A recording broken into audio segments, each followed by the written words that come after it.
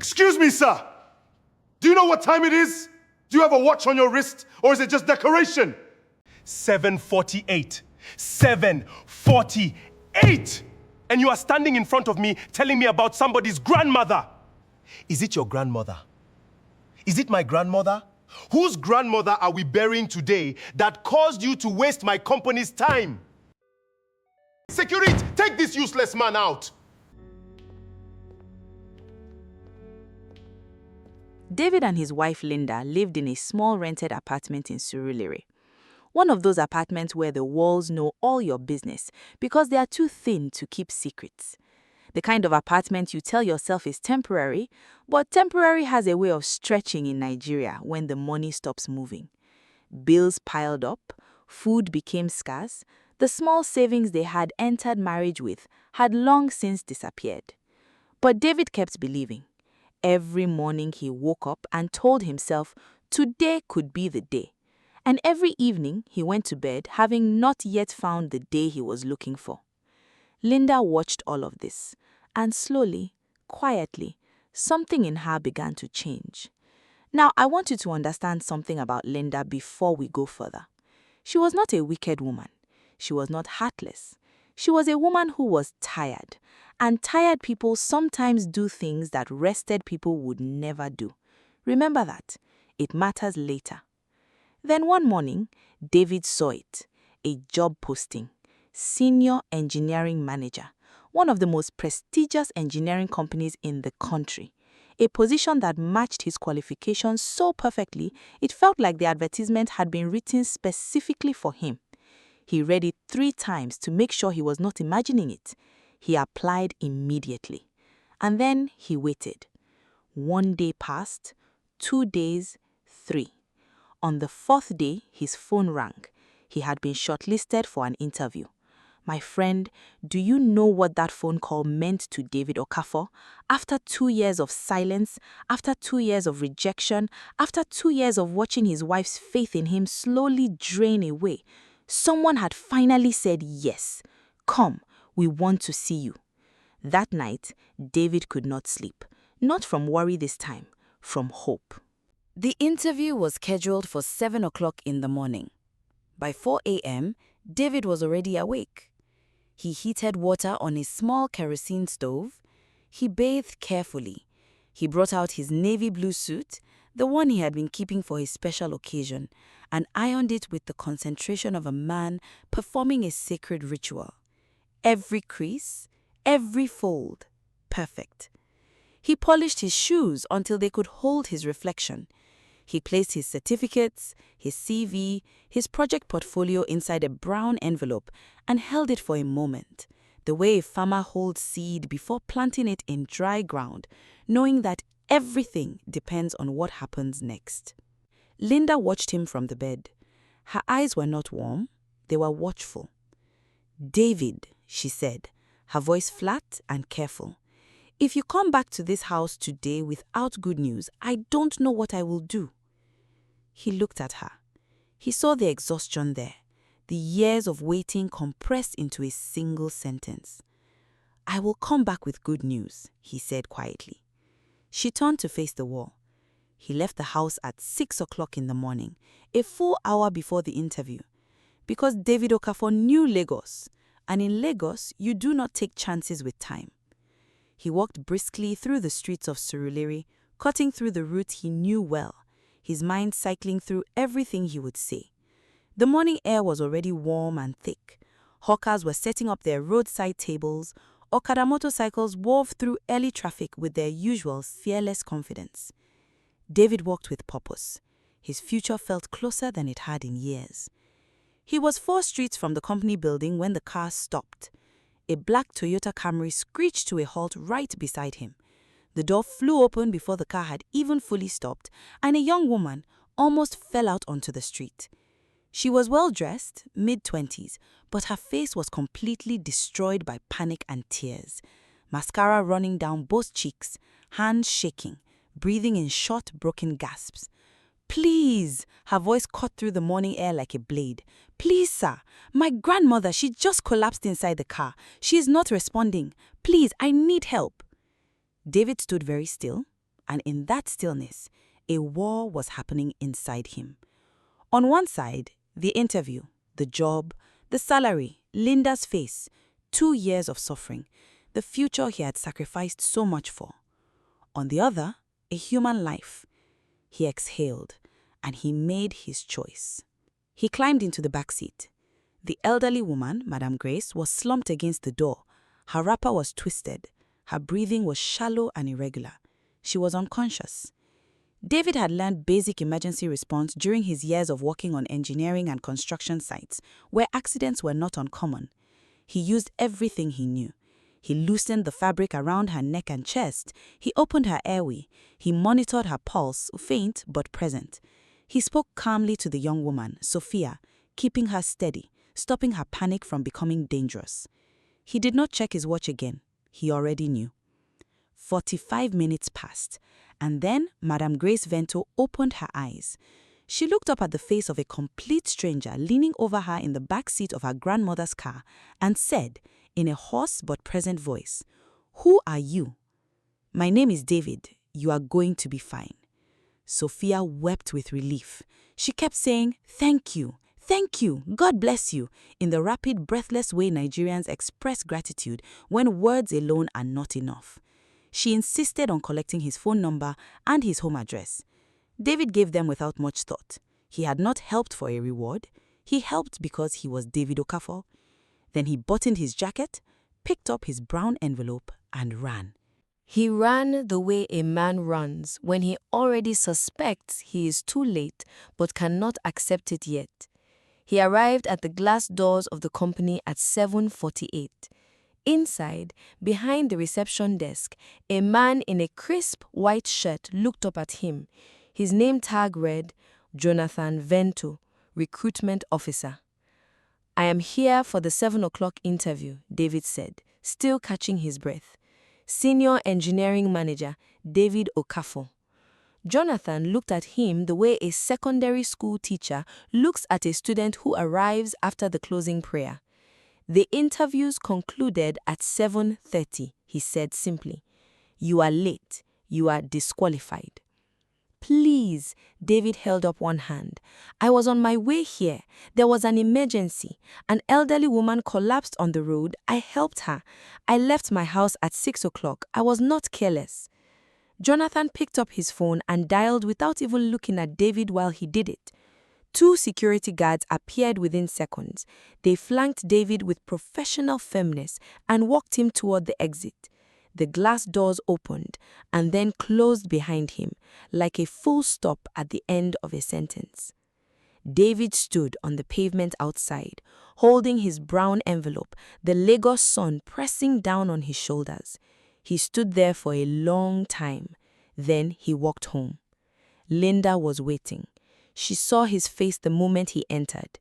He told her everything, quietly, plainly. The woman on the road, the choice, the 45 minutes, Jonathan, the security guards.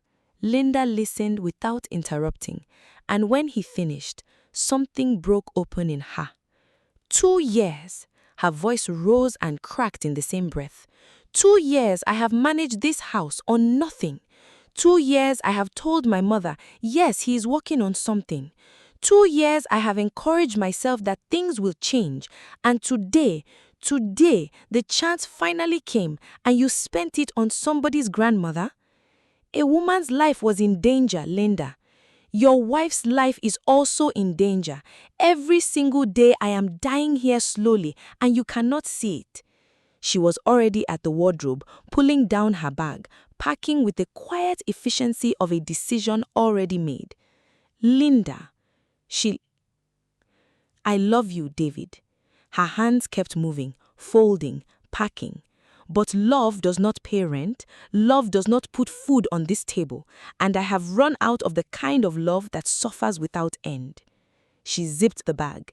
She walked to the door. She paused for just one moment with her hand on the handle, and David saw something flicker across her profile, something that might have been regret, or the ghost of the woman she was before poverty made her practical.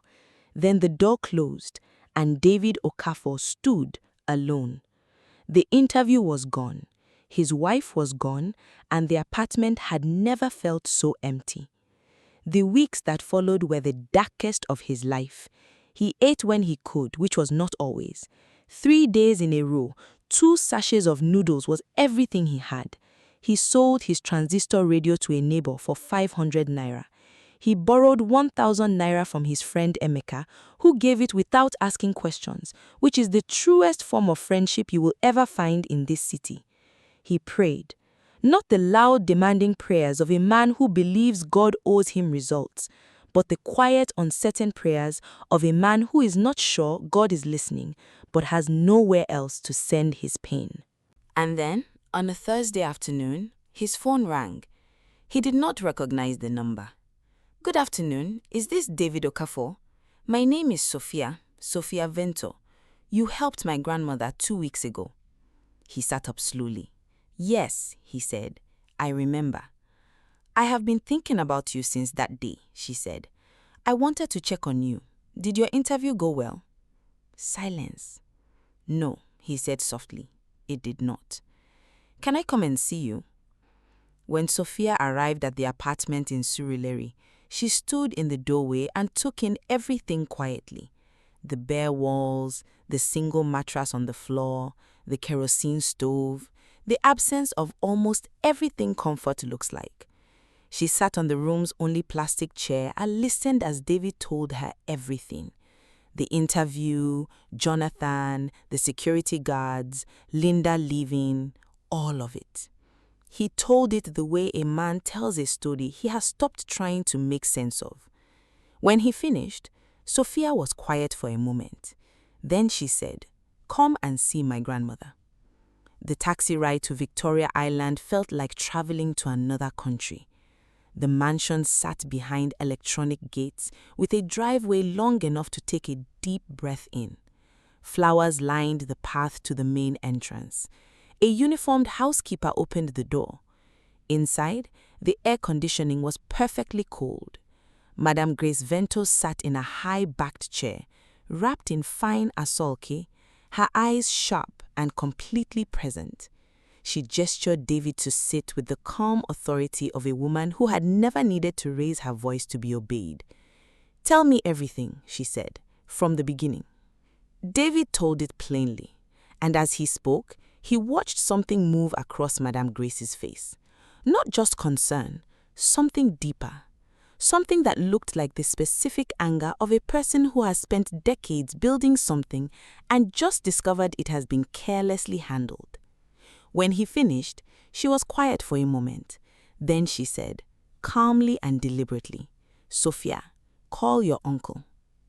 Footsteps in the hallway, a man entered the sitting room, and David felt the recognition hit him like cold water thrown across his face. Jonathan Vento stood in the doorway. The same Jonathan, the same man who had called security, the same man who had looked through David as though he were made of inconvenience. They stared at each other across the sitting room, and the silence between them held everything that had not been said in that company reception hall. "You know each other," Madame Grace said. It was not a question. She looked at Jonathan with the measured composure of a woman about to correct a wrong that had been done in her name. "This man," she said, "was on his way to a job interview at your company the morning I nearly died on the roadside. He stopped. He spent almost an hour ensuring I survived, and when he finally arrived at your office, you had him removed by security." Jonathan opened his mouth. Madame Grace raised one hand slightly. He closed it. "Sophia, bring me his file." She read every page, every certificate, every qualification, every project. The room was completely silent. Jonathan sat in the corner of his chair, his composure reassembled but fragile, like a mask that no longer quite fitted the face wearing it. Madame Grace set down the last document. She looked up.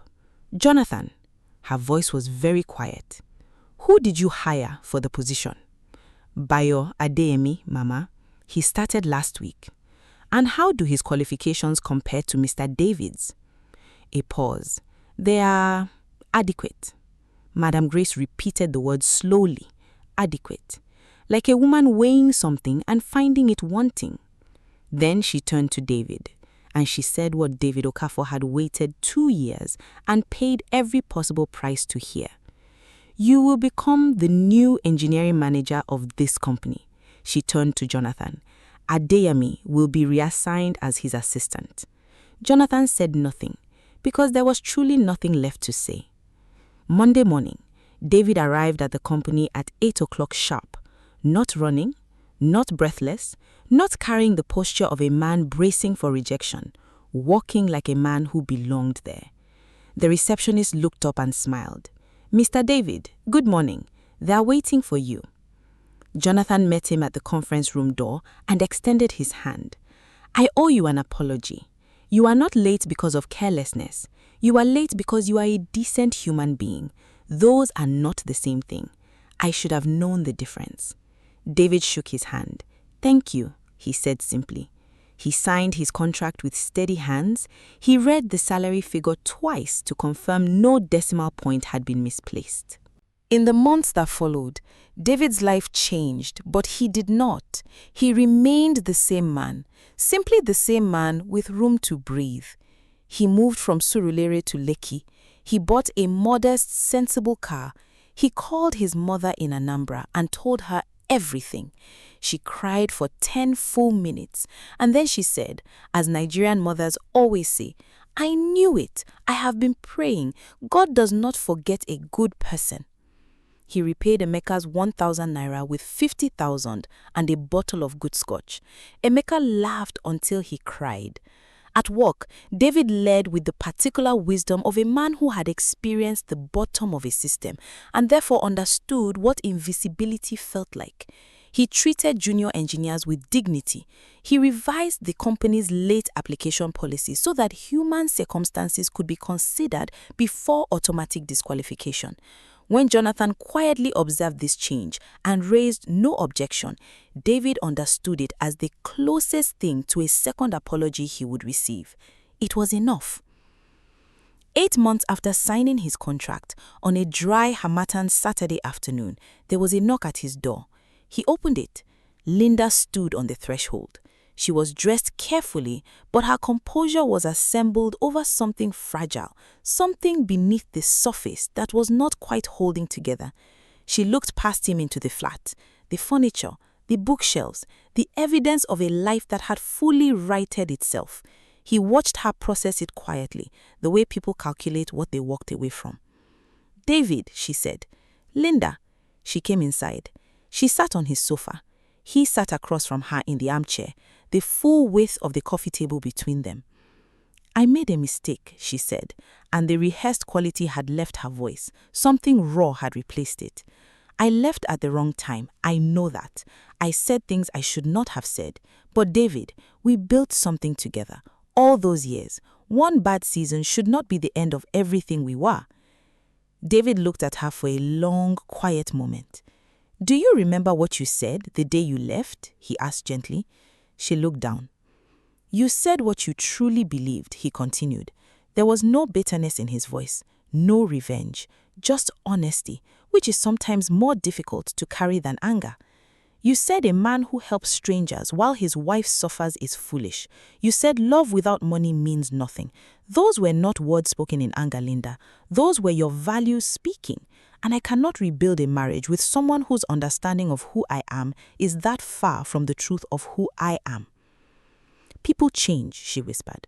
"Yes, they do," he nodded slowly. "But a man who almost starved remembers who chose to leave when the food ran out. Not with hatred, just with knowledge." He paused. "I don't hate you, Linda. I genuinely do not. But I cannot trust you with my life again. And marriage, real marriage, is trusting someone with your life." She sat with that for a moment. Then she nodded. Not agreement, the nod of a person receiving a truth they already knew and had been hoping desperately would not be spoken aloud. She stood. She straightened her wrapper. She walked to the door. At the threshold, she turned one final time. "You were always a good man," she said quietly. "I just could not see it until it came with a car and Lekki address." "I know," he said gently. The door closed. David sat alone in the quiet of his sitting room.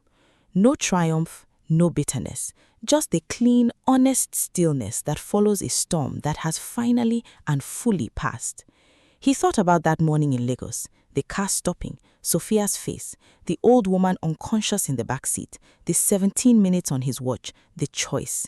He thought about everything it had cost him, the interview, the weeks of hunger, the marriage, the months of darkness. And with the calm certainty of a man who had examined the question from every possible angle, he arrived at the same answer he always arrived at. I would do it again. Not because suffering is noble, not because poverty teaches virtue, but because a man who walks past a dying human being to protect his own comfort has already lost the most important thing he owns, his character. And character, my friend, is the only thing that cannot be taken from you. David's real qualification was never his degree. It was never his certifications or his portfolio or his technical expertise.